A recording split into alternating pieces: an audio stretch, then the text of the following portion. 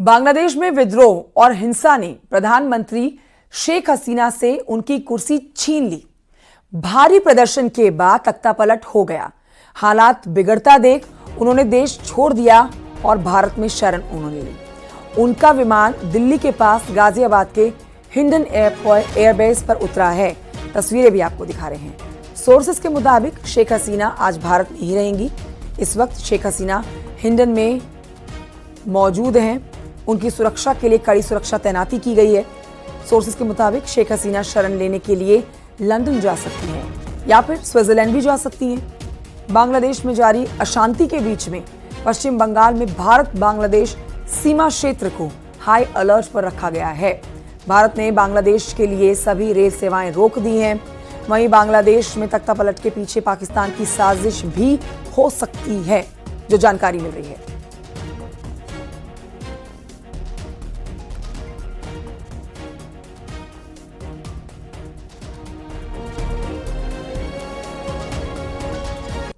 और आइए आपको ग्राफिक्स के जरिए समझाने की कोशिश करते हैं कि बांग्लादेश की पूर्व पीएम शेख हसीना के पास अब क्या विकल्प बचे हैं। चूंकि उन्होंने भारत में शरण ले रखी है, तो आपके लिए जानना जरूरी है कि उनके पास विकल्प आगे के लिए क्या है। पहला, लंदन में राजनीतिक शरण वो ले सकती हैं। दूसरा ऑप्शन उनके पास है फिनलैंड जा सकती हैं या फिर स्विट्जरलैंड में भी वो शरण ले सकती हैं। तीसरा विकल्प, राजनीति से संन्यास ले सकती हैं। चौथा, भारत की मध्यस्थता से वापसी का रास्ता भी बन सकता है बांग्लादेश का शेख हसीना के लिए।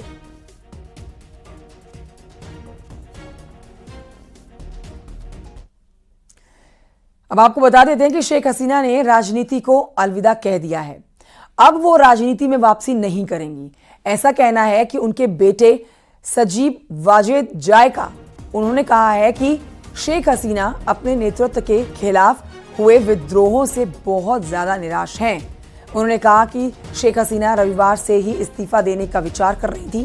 प्रदर्शनकारियों के खिलाफ पुलिस एक्शन पर शेख हसीना का बचाव करते हुए सजीब वाजेद ने कहा कि जब बांग्लादेश में पुलिस वालों को पीट पीट कर मारा जा रहा था, तो उनके पास और कोई रास्ता नहीं बचा था।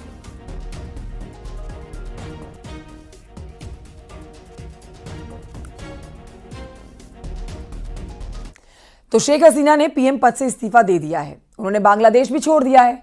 अब सवाल है कि आगे क्या होगा। उन्होंने बांग्लादेश अभी भी जो वहां छोड़ा है, वहां पर अशांति बनी हुई है। वहां लोग अभी भी प्रदर्शन कर रहे हैं। चारों तरफ हाहाकार मचा है। दिखाते हैं आपको रिपोर्ट और समझाते हैं आपको बांग्लादेश के हालात इस रिपोर्ट के जरिए।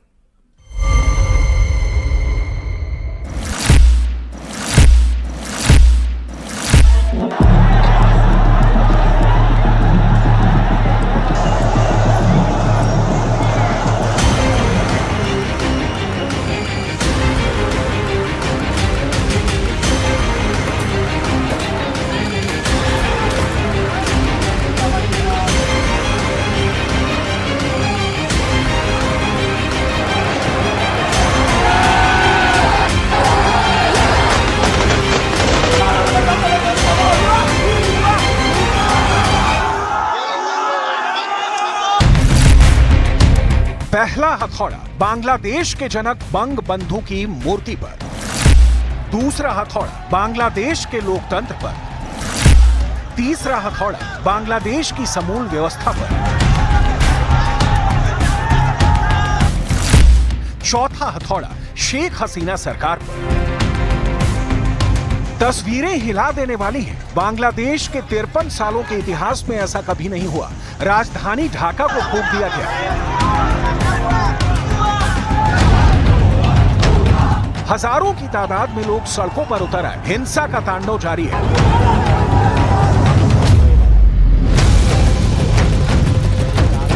आर्मी बंदूक ताने खड़ी है। दूसरी ओर आवाम मुट्ठी बांधे नारे बुलंद कर रही है। गोलियों की बिसात बिछ रही है। अब तक 300 लाशें गिर चुकी हैं। हजारों लोग जख्मी हो चुके हैं। पुलिस के सायरन और एम्बुलेंस के शोर से ढाका गूंज रहा है।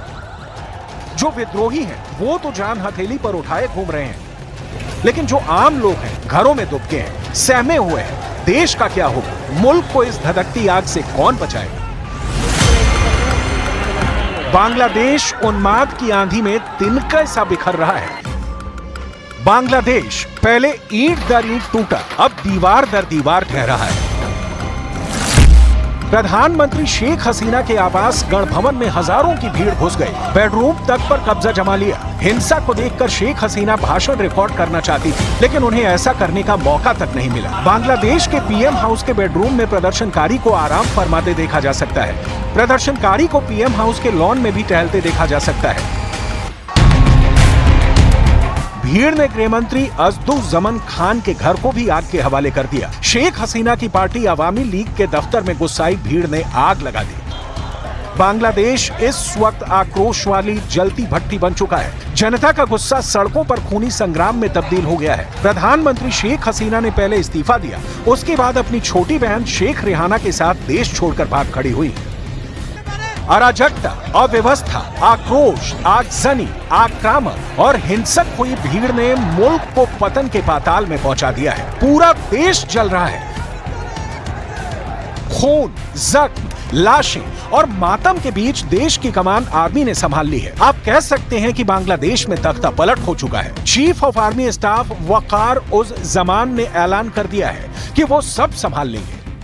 আমি সমস্ত রাজনৈতিক দলের নেতৃবৃন্দকে এখানে আমন্ত্রণ করেছিলাম, ওনারা এখানে এসেছেন। আমরা একটা সুন্দর আলোচনা করেছি।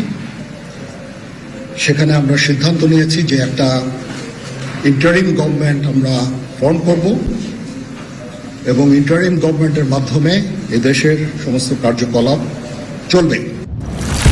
क्यों बांग्लादेश में लग गई बर्बादी की आग? कैसे तबाह हो गई शेख हसीना की सरकार? भीड़ ने क्यों उखाड़ फेंकी चुनी हुई सरकार? और सबसे बड़ा सवाल कि बांग्लादेश की कमान अब किसके हाथ? आपको बर्निंग बांग्लादेश की हर एक डिटेल दिखाएंगे। आपको बताएंगे कि कैसे शेख हसीना के खिलाफ भड़की भीड़ ने कानून को अपने हाथों में लेकर देश को जला डालने की कसम खाई। लेकिन उसके पहले तस्वीरें जो बांग्लादेश के अंधकार में भविष्य की गवाही है।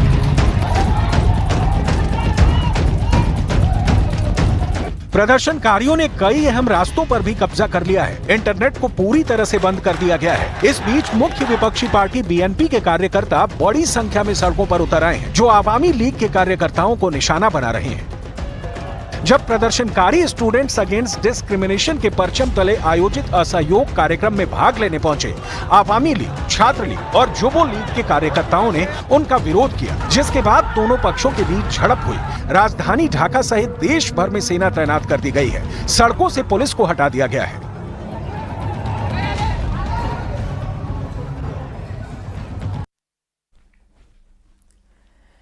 तो बांग्लादेश में हिंसा की शुरुआत जुलाई में हुई थी और इसी दौरान प्रदर्शन की अगुवाई कर रहे 6 लोगों को डिटेक्टिव ब्रांच ने सेफ रखने के नाम पर 6 दिनों तक बंधक बनाकर रखा। अब बताया गया कि इन लोगों से आंदोलन वापस लेने का वीडियो जबरन बनवाया गया, लेकिन जब मामला खुला तो लोगों का गुस्सा और भड़क गया।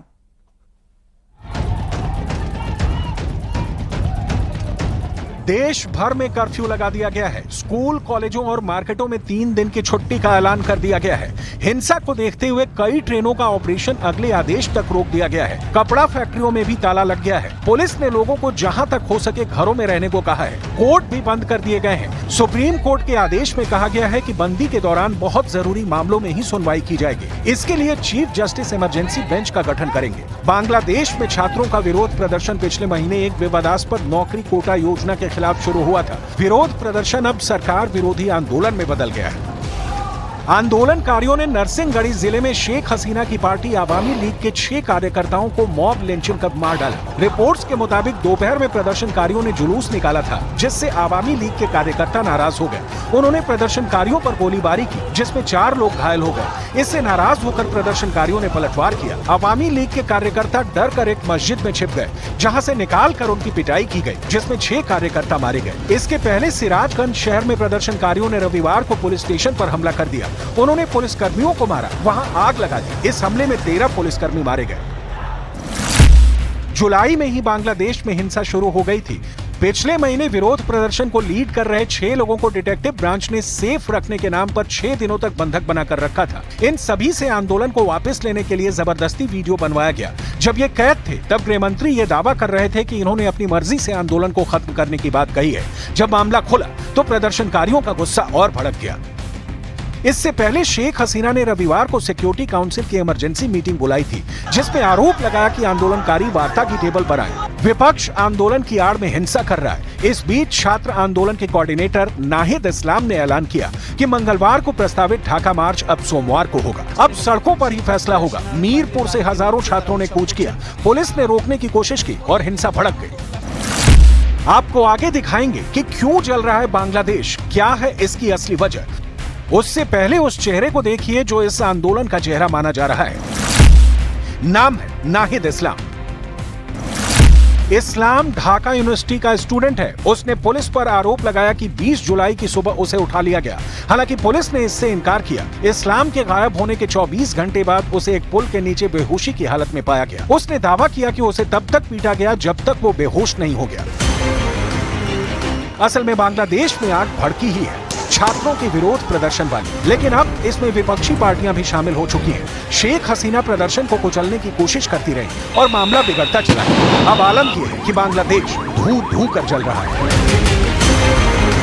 बांग्लादेश में हिंसक विरोध प्रदर्शनों के बीच भारत ने अपने नागरिकों के लिए एडवाइजरी जारी की है। विदेश मंत्रालय ने बांग्लादेश के ताजा हालातों को देखते हुए भारतीय नागरिकों को अगले आदेश तक बांग्लादेश की यात्रा न करने की सख्त हिदायत दी है। भारत के विदेश मंत्रालय ने बांग्लादेश में मौजूद अपने नागरिकों के लिए हेल्पलाइन नंबर भी जारी किया है। विदेश मंत्रालय ने बांग्लादेश में मौजूद भारतीय नागरिकों को इन नंबरों पर +880 1958 383 679 +880 1958 383 680 +880 193 7400 591 पर संपर्क करने को कहा है। बांग्लादेश में कानून व्यवस्था की स्थिति को देखते हुए बीएसएफ ने भारत बांग्लादेश सीमा पर हाई अलर्ट जारी किया है। पश्चिम बंगाल के बांग्लादेश बॉर्डर पर बीएसएफ ने चौकसी बढ़ा दी है। बांग्लादेश का क्या होगा, इस सवाल का जवाब फिलहाल किसी के पास नहीं है। बस तस्वीरें दिख रही हैं वार्निंग बांग्लादेश की।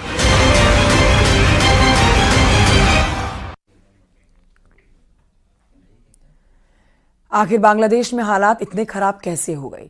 इसके पीछे पाकिस्तान की बदनाम खुफिया एजेंसी आईएसआई की साजिश हो सकती है।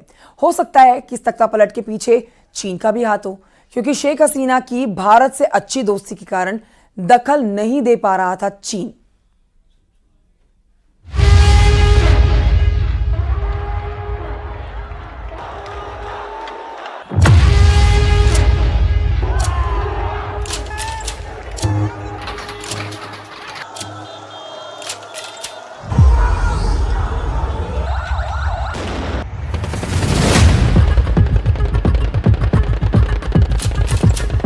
दो महीने से जिस जमीन पर शेख हसीना की सरकार खड़ी थी, उसके नीचे वो सैलाब बहुत खामोशी से बह रहा था, जिसकी वजह से शेख हसीना का किला ढह जाने की पूरी गारंटी थी। शेख हसीना सब कुछ बहुत करीब से देख रही थी। इस विरोध को दबाने की लाख कोशिश हुई, लेकिन बांग्लादेश में पब्लिक के गुस्से का सैलाब ज्वालामुखी बनकर फूटा।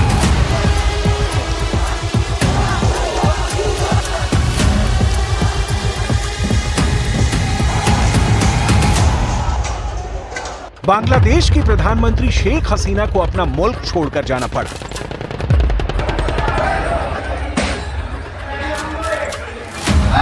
इस तरह ढह गई शेख हसीना की सत्ता, जैसे ताश के पत्तों से बनाई गई कोई इमारत होती है। इस तरह बांग्लादेश में शेख हसीना की सरकार खत्म हो गई। देखते देखते सब कुछ ढह गया। बांग्लादेश में हंगामा, सड़क पर पब्लिक।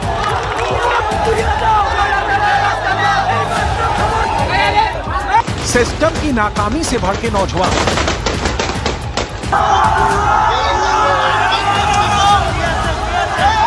और शेख हसीना की सरकार पर गुस्सा। सब कुछ समानांतर चलता रहा।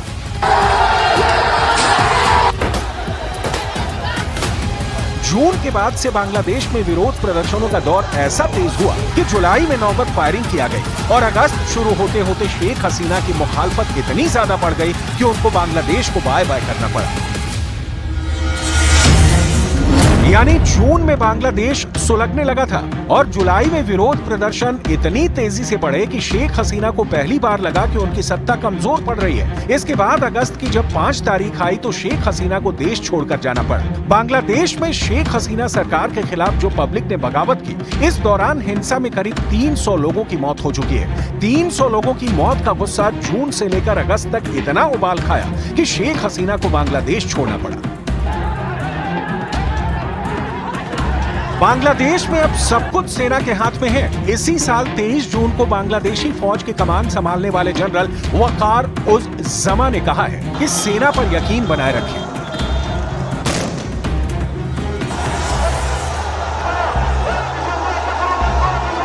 আপনারা সেনাবাহিনীর প্রতি আস্থা রাখেন, সশস্ত্র বাহিনীর প্রতি আস্থা রাখেন।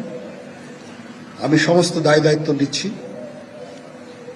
আপনাদের জানমাল এবং আপনাদেরকে আমি কথা দিচ্ছি যে আপনারা আশাহত হবেন না।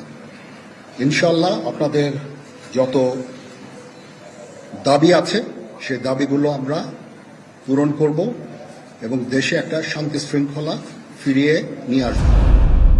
बांग्लादेश की सेना की तादाद 1.5 लाख से ज्यादा है। अब आगे वो जो भी करेगी दुनिया पर उसकी नजर होगी। वैसे 58 वर्ष के नए आर्मी चीफ वकार उज जमा ने एक तरह से बहुत आराम से शेख हसीना को पद से हटाकर अपने हाथ में देश की कमान ले ली है। लेकिन बड़ा सवाल है कि बांग्लादेश में इतनी पब्लिक ढाका की सड़कों पर कैसे आ गई। तो इस गुस्से को समझने के लिए आपको इसकी वजह समझनी होगी। शेख हसीना सरकार के खिलाफ विरोध प्रदर्शन जुलाई में तेज हुआ। जुलाई में आरक्षण को लेकर बवाल तब फूटा जब हजारों छात्र बांग्लादेश की सड़कों पर उतर आए।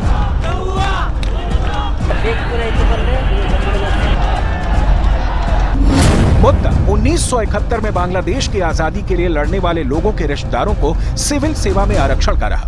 विरोध देखकर सरकार ने ज्यादातर कोटा वापस ले लिया, लेकिन छात्रों ने विरोध प्रदर्शन जारी रखा। जुलाई महीने में हुई हिंसा में ही 200 से ज्यादा लोग मारे गए। इनमें से कई लोगों की मौत पुलिस की फायरिंग में हुई थी। 2 हफ्तों के दौरान करीब 10,000 लोगों को हिरासत में लिया गया।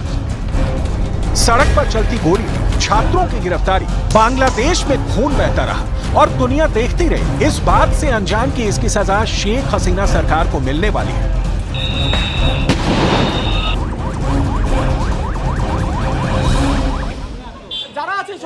সবাইকে জানিয়ে দেন আমরা এখানে আছি, আমাদেরকে হারিয়ে যেতে দিয়েন না।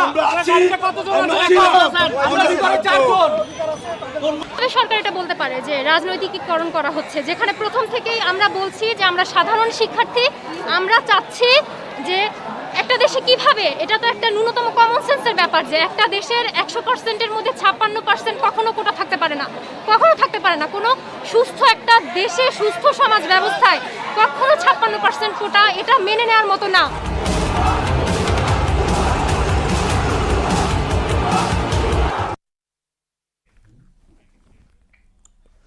तो सबसे बड़ा सवाल पूछा जा रहा है कि अब शेख हसीना का क्या होगा। बांग्लादेश पर अगले 24 घंटे बहुत भारी हैं। अब तक की रिपोर्ट बता रही है कि शेख हसीना को मालूम था कि उनका सत्ता में अब टिके रह पाना मुश्किल है, लेकिन अब उनके पास क्या विकल्प हैं, देखिए।